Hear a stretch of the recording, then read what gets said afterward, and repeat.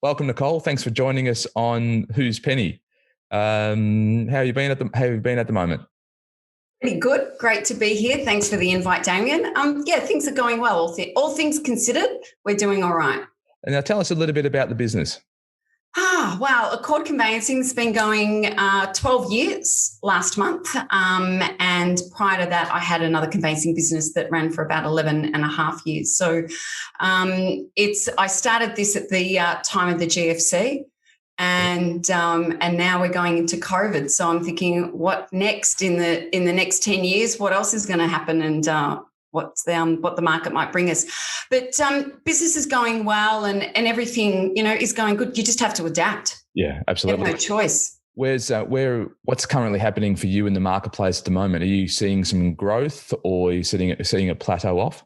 We are seeing an increase in, like, a real spike in new business and inquiries and pipeline, more than I've seen in a really, really long time. And I'm talking years.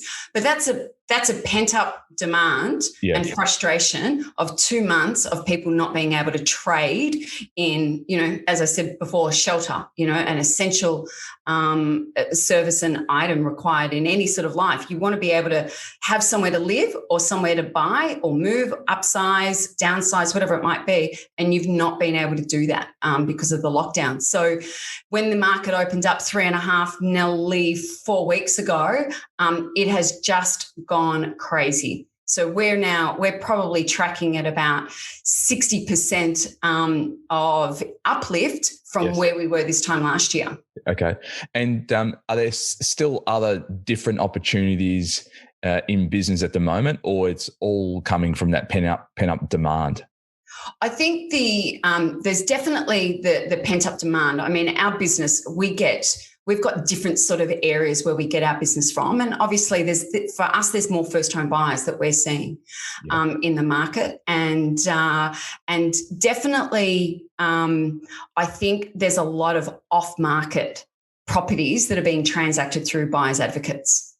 And we're seeing that because the BA, we're dealing with the clients who, we're also dealing with the BAs. And when we do a contract review, the first thing that we do is we go and look at the agent's online ad to make sure that the title plan and the structures, they kind of match. And we can sometimes identify things that might not match in the contract versus what's happening or what's built in reality. And we can't find these listings because they're all off market. They're not even hitting the market. Yeah. Do you see, obviously that's a challenge for you. Are you seeing any other challenges? Yeah, I think for us, coming from a low base of inquiry, so managing staff and managing my team and saying to them, we're going into hibernation again. So I need you to be prepared to cut your hours, which, we did throughout the August and September period. Yeah. And, we'll ride through it. We'll come out of it. We'll be stronger, but we'll use that downtime to strengthen our processes and our system and things like that. And then all of a sudden, after sort of a 4-5 week period, I said, girls, you're back on full time again. You got to get cranking. And then we talk on video daily on WhatsApp. Yes. And so we had a WhatsApp on Monday, and I said, you're not only going back full time, but I'm going to need you to do maybe sort of an extra hour or two every day. And hey, look, if you log on the weekend, I'm not going to be upset about it. Or if you want to work on grand final eve, public holiday, thank you day, which really is a thank you for what, I'm not sure, for a grand final that's not even here in the state, then please feel free to log on, especially even if the weather is crap, log on, do some work. Where are you seeing the future now? The future could be 12 months from now. Well, the amazing thing for our industry, particularly in Victoria, is that 2 years ago, 1st of October 2018, we were mandated as a state for all of our settlements to take place electronically online through the PEXA platform. Yes. And they're slowly rolling it out through the rest of the country. But Victoria was always kind of like, one of those pioneer states where we were early adopters and early adapters to it. So everything's done electronically, or 96% of all transactions in Victoria are now done online. So it doesn't matter whether you're sitting on a beach or you're sitting with skiing. Or skiing, or sitting in your lounge room in your pajamas, or sitting on the boundary cusp of 5 kilometers from your house, which is now 25 kilometers.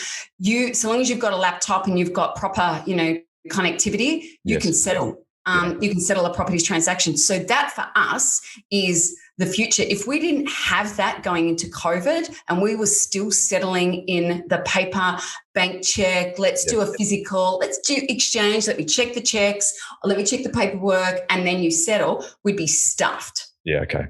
Yeah. It's really improved the efficiency and allow you to do more often.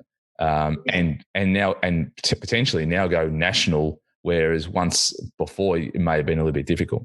Yeah, absolutely. It just, I know a lot of people that have taken off into other states and, into the country, sort of regional areas as well around Victoria. They're still running their metro conveyancing businesses. Yeah, and a number of the processes and tasks that we have to complete are all becoming digitized as well. And banks are now finally doing mortgage documents rather than in a wet signature. Yes. They've gone, hello, they've come to 2020. All of a sudden, it's like, they were so 1999 with some of their processes. And so it's all just interfacing and making it a much smoother transaction. So that's our future.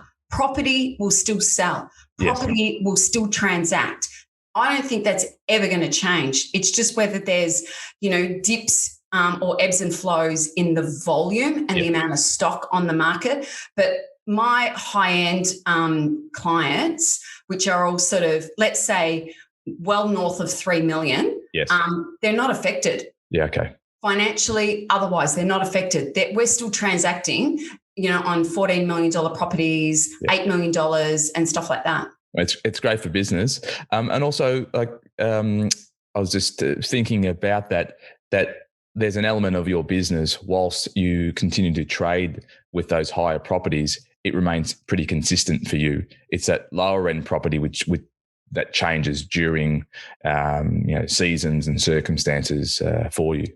Yeah, well, look, the sub 1 million mark, and particularly the first home buyer, we've always sat at around sort of 20% of our volumes of new business have sort of sat in that first home owner category. And then there's, probably a 20% mix of specialized, a bit bespoke type of, tailored advice, different type of work that I might do with accountants and lawyers, and, commercial properties. And then there's the high end stuff. Yeah. So that 20% has gone up to about 40% now in terms of our inquiries of new business. But the other files have also increased. Yeah. And Nicole, as we'd like to end all our Who's Penny interviews, I'd like to end it with a couple of questions for you. Do you have a useless talent? Well, I have many, Damien, and I know that you only want one from me. So I'll pick the one that my husband thinks is my most useless talent. And that is when I sneeze, I sound like a barking dog. So if you can take your mind to the Seinfeld episode where Kramer got kennel cough. Yes. That's me. Very good. And what old trend would you like to come back? Oh, trend. It's got to be something from the 80s. So I'm thinking striped coloured hair because I had a few little streaks and stripes of pink and blue. Bubblegum jeans, which I loved. Unless you're from the 80s, you wouldn't even know what bubblegum jeans are. But it's a hard no on the perm. Very good. Well, thank you for joining us on Who's Penny, and we look forward to talking to you next time. Yeah, terrific. Thanks, Damien. Good to see you. Okay, great. Thank you. All right, bye.